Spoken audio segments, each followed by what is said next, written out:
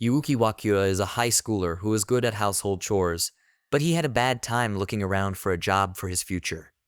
Suddenly, he enters a different dimension. He enters into such alternate gateways known as Mato. When one enters this world filled with monsters known as Shuki, stay where you are until the Demon Defense Force arrives to rescue them. Thankfully for Yuuki, Kyoyuka Yuzin pops up to save him. She rendezvoused with her other squad members, Himari Azuma, Shushu Surga, and Ni Akawaramura. These three continue to search for lost civilians, and they find a boy who then tells them his sister is missing. As Kyoyuka has her hands full fighting against the Shuki horde, one is about to kill this little girl, but Yuuki shields her. Nobody dies as Kyoyuka once again kills the Shuki in time. With the Shuki fast outnumbering them, Kyoyuka needs drastic measures. Because she heard nasty rumors that she would never become a supreme commander, she'll do what it takes to achieve that. First, she asks if Yuuki is willing to do whatever it takes to get alive, because now she will make him her slave. He licks her fingers. He turns into an intelligent Shuki that surpasses all expectations with speed and power, easily dispatching all the other monsters. Kyoyuka is impressed and wants him to be permanent in his job. It's a kiss this time. In order for Kyoyuka to maximize her abilities, she must give her slave equal compensation. Yuuki agrees to be part of the Demon Defense Force, seeing that he can be a hero rather than live a mundane, boring life.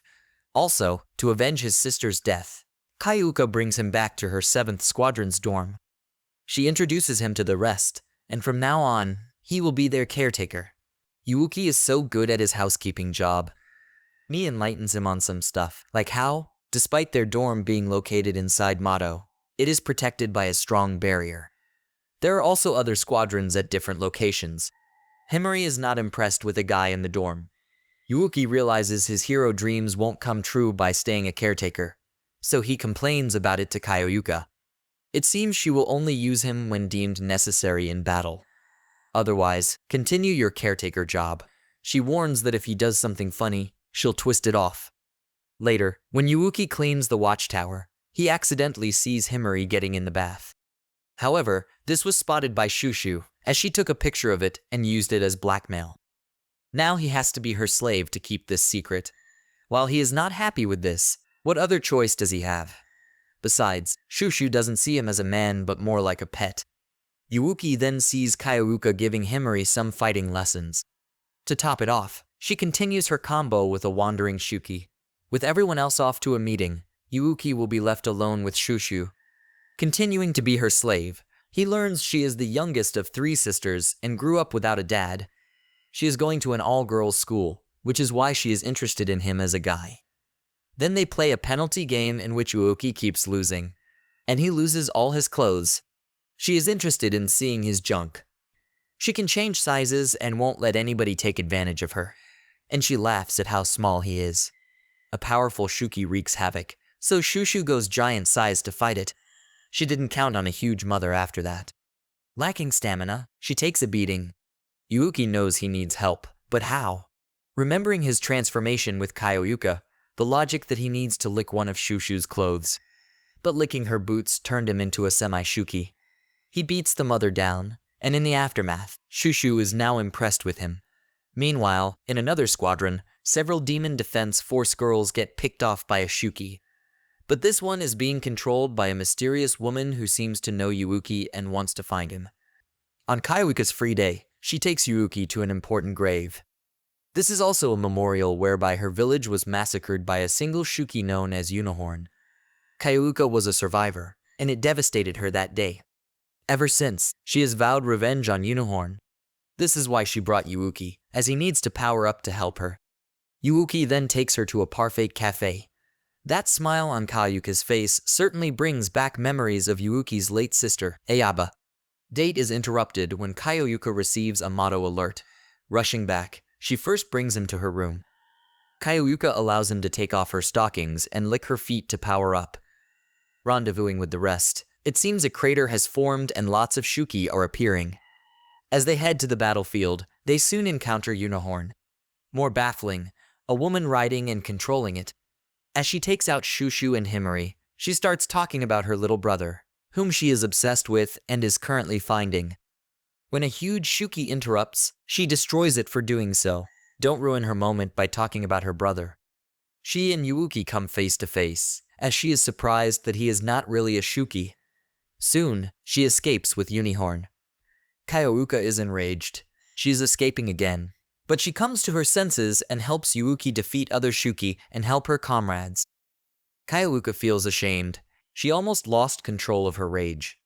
Back home, they talk about that mysterious woman, and although Yuuki has a hunch it could be Aaba, Kyoruka thinks otherwise. Because she said her brother is the most handsome man in the world. And the other thing is that they have not heard of a human turning into a Shuki. And indeed, that woman is Aaba, as she returns to her similar comrades, Koko Zenibako and Neon Yuno. She realizes that Shuki is indeed Yuuki. It's Shushu's turn to give her slave a bath. When Yuuki thinks she is pulling a fast one, he doesn't actually count that she is naked. He runs away but now bumps into Himari, changing. This one really wants to kill him. His life is saved when a couple of Demon Defense Force members from the 6th Squadron pop up, Tenka Izumo and Yachiho Azuma. Tenka flirts with the slave and needs him to bring Kyoruka. Meanwhile, there are bad vibes between Himari and Yachiho. Tenka talks to Kyoruka about the humanoid Shuki. Her squad has encountered them a couple of times. At the same time, Yachiho is trying to put Himari down and embarrass her. Something about her should be coming back to the family. Hence, Kyoruka suggests an exhibition match. Thus, with Himari needing to get some serious training, she also claims Yuuki as her slave. Himari's ability is to copy others. However, only one person at a time. More than often, many abilities are useless. As Yuuki turns into a Shuki form, he is faster than before, although weaker in strength compared to Kyoruka's version. For this first reward, Himari's body moves against her will as she shows him her pants. And since it won't be over till he is satisfied, she sits on his face. Now, Himari's family has a backstory.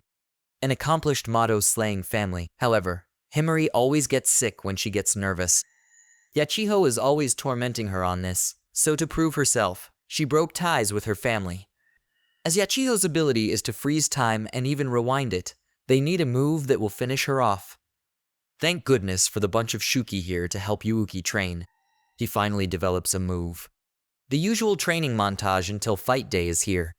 But there was the usual sisterly showdown before the match. To even the odds, Tenka has brought an additional member, Sahara Wakasa. The match will be refereed by Jinabizan of another squad. First up is Himari versus Yachiho. As Yachiho starts to brag, she is swiftly taken down by the Himari-Yuuki combo. Shocked at first, she stops and reverses time to before the match starts. That should bring her down her high horse as she gets serious. Himari notices Yachiho already panting before the match starts and deduces something has happened, so she has Yuuki try out another strategy. Before the match started, Himari asked Sahara if Yachiho had done any serious training. But Sahara is trying hard to be retarded and is sleeping. As Yachiho tries to pull off another time freezing ability, Himari Yuuki runs out of her range to avoid getting into that time trap. As narrated, whenever Yachiho is about to use her ability, she will do a strange pose that takes time to activate. If they are close to her, they can attack before she activates. If they are far away, they can just get out of her range. As each ability drains her energy, they'll run around to tire her out. Yachiho picks up this tactic, so she pulls off her secret trump card. This time she can freeze time double her original, and her range extends far beyond that of normal. She fires a few shots, and when time resumes, Himari and Yuuki are down. Yachiho mocks her. She doesn't have any way to counter this. Just before she is about to give up, Yuuki tells her off. They didn't come this far to lose. Has she not noticed how tired Yachiho is? It means their plan has been working. They both get back up to attack. But this time, Yachiho can only do it to her normal ability. At this point, Yuuki reverts to his human form. This confuses Yachiho as she ponders where is Himari. Nevertheless, she fires at Yuuki. Time resumes, and Himari shoots her right under her. In the end, Himari is left standing and wins it for her squad. It was her brilliant tactic to use Yuuki's transformation, because when that happens, smoke appears, shrouding Yachiho's vision. Yachiho confronts her sister and tries to convince her to rejoin the family since she has gotten stronger and it will be easier to train her. Obviously, she turns her down, as the 7th Squadron is now her family. Yachiho is left in tears, and it is hinted that Yachiho actually loves her sister a lot and is just acting tough. So for Yuuki's reward, Himari starts kissing him. She doesn't think badly of men now. Shushu is in shock as she spies on them. The next match is Shushu versus Sahara. However, the latter continues to be retarded and sleepy. So the girls start off with a wrestling match. Then it's time to use their powers, with Shushu turning giant and Sahara, as we all will be told, being allowed to boost her powers depending on how much time she has. The shorter the time, the more powerful it will be. Of course, she will have a cooling period after each use. As Shushu takes a beating, she remembers that in school, her friends were bragging about having boyfriends. But Shushu wasn't interested and wanted to join the Demon Defense Force out of excitement, not wanting to lose face to Yuuki. She carries on fighting, and just when she thought she knocked Sahara unconscious, this is actually Sahara activating her ultimate when she is asleep.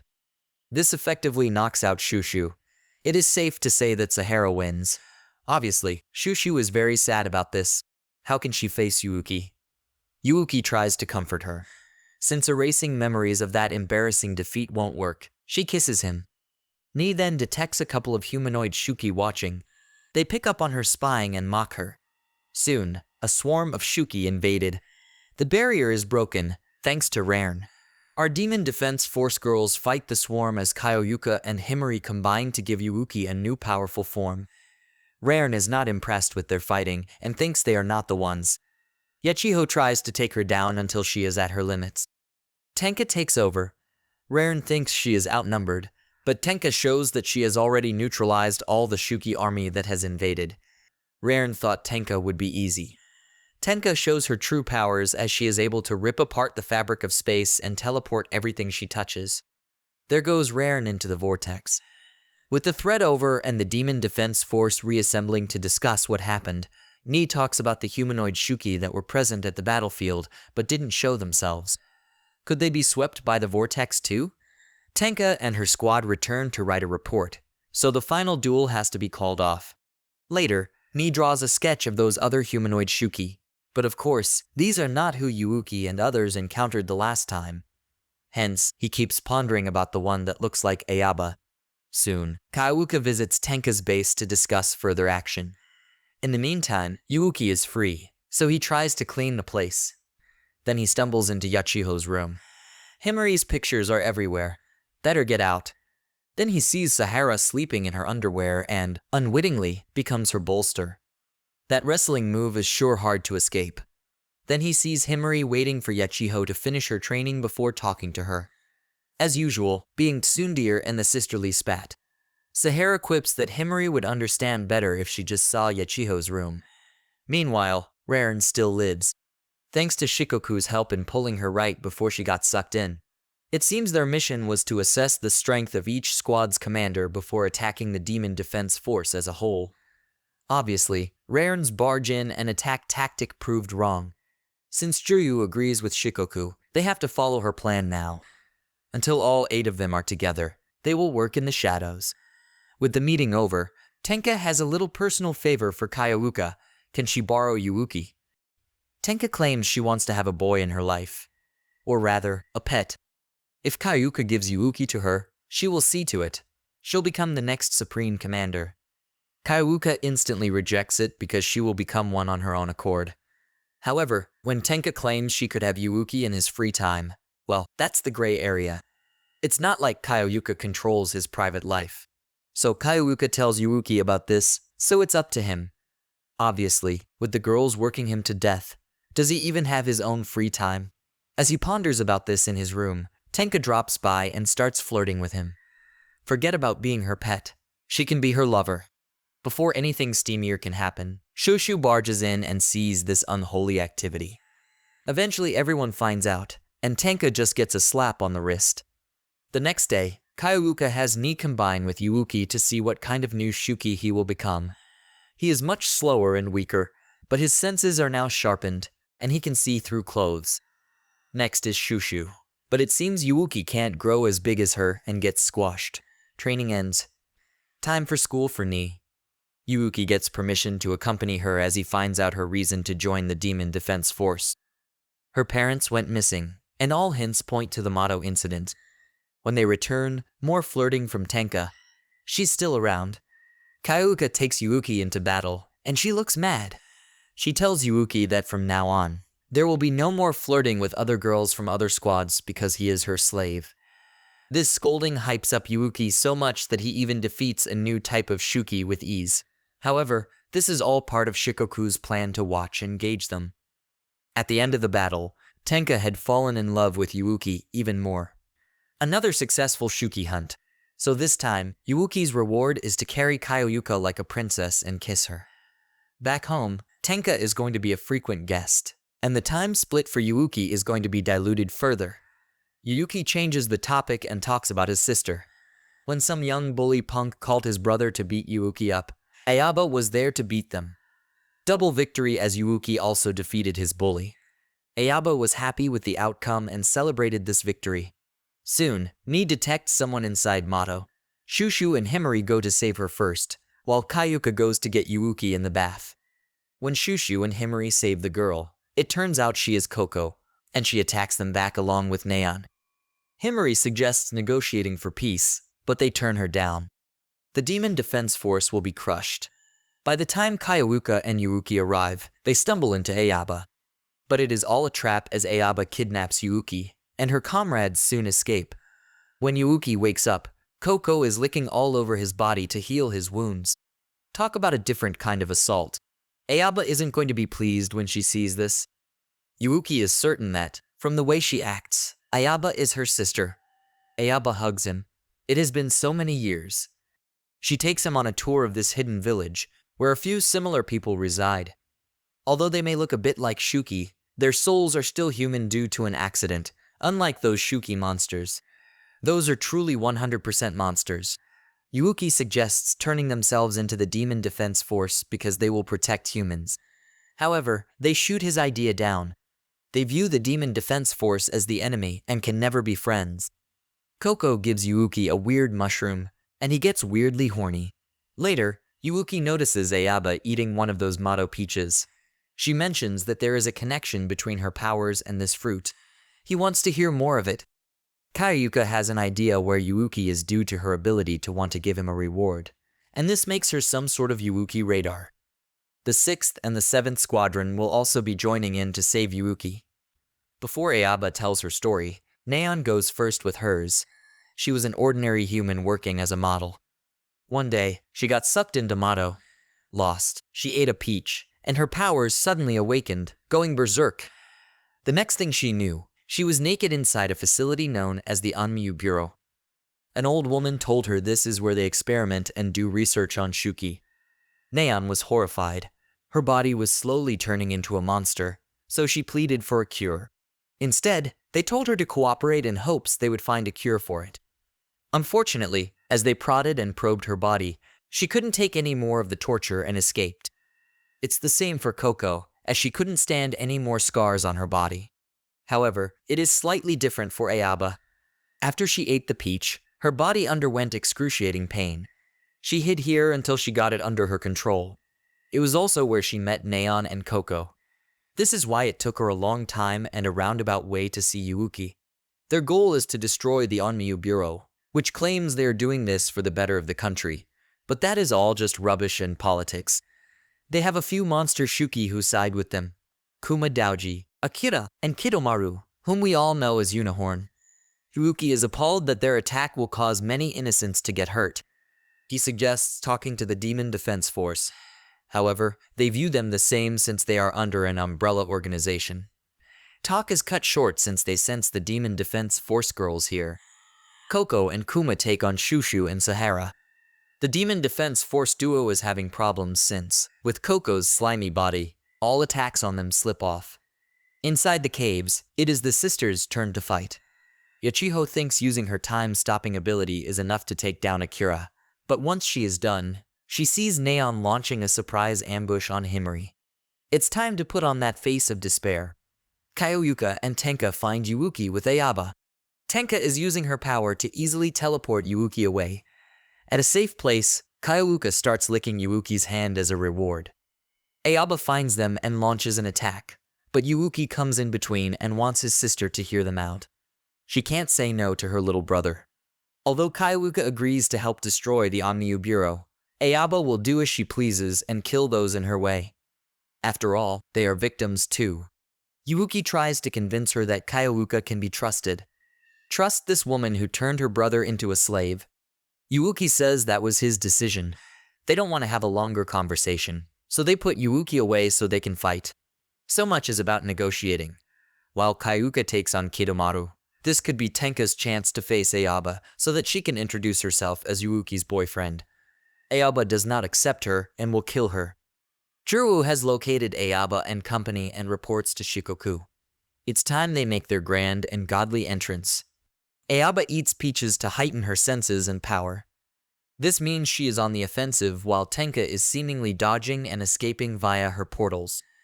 Aaba thinks that with this method, she'll eventually wear down Tenka, but Tenka is holding out until Kaiouka wins hers.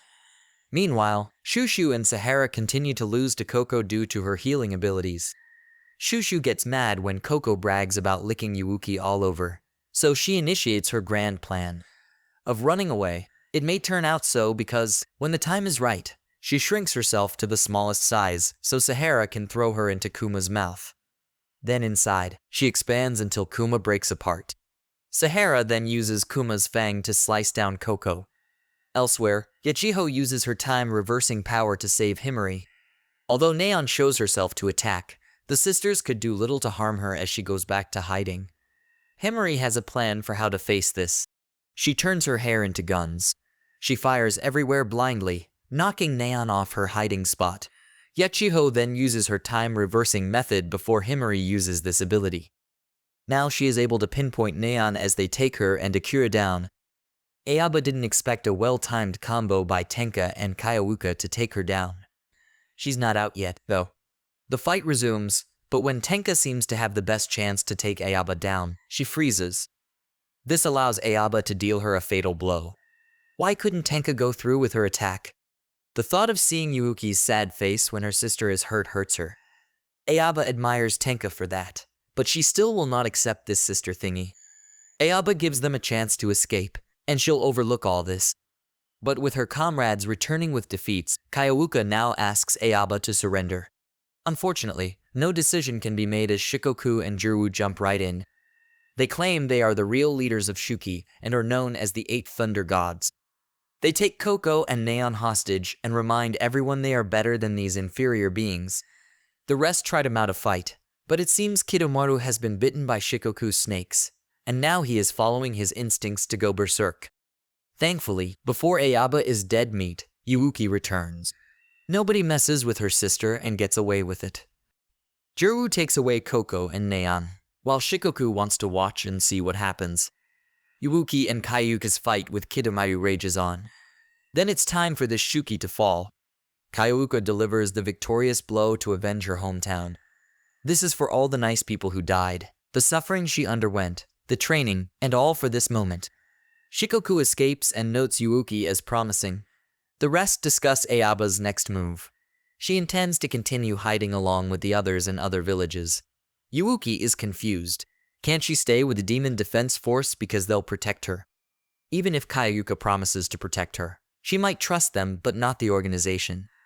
Hence, hiding elsewhere in Mato would be better than being a sitting duck at Demon Defense Force. Plus, Tenka notes how their supreme commander, Yamashiro, is a much more vicious person. They note that, as head of command, she must know about the experiments, and being a ruthless person, she won't hesitate to cut down anyone. With Aaba hiding, the rest can do their investigation at the Onmyu Bureau. The 7th Squadron returns to base. Yuuki is going to get his greatest reward with sexy Kaiouka in sexy lingerie sleeping next to him. After kissing him, she suggests sleeping to rest. Yuuki is too wide awake to even sleep. She starts doing wrestling submission moves on him. Her logic is that since Aaba often does this as Yuuki's punishment, she thought of doing the same to teach him who his master is. It's also punishment for ignoring her orders and getting captured. With that, Yuuki finally sleeps. Meanwhile, Coco and Neon are being fed to this hideous, creepy walking egg monster. This is to give birth to a new comrade. The 6th and 7th squadrons then gather to celebrate and toast Yuuki as MVP. Yuuki remembers Kayuka's promise to Aaba that she'd become supreme commander and change the Demon Defense Force's policies. Aaba and Yuuki parted ways as the cave started collapsing. She assured him she would always be watching him, and he too promised to find a way to cure her. That will be his additional mission, aside from being a hero.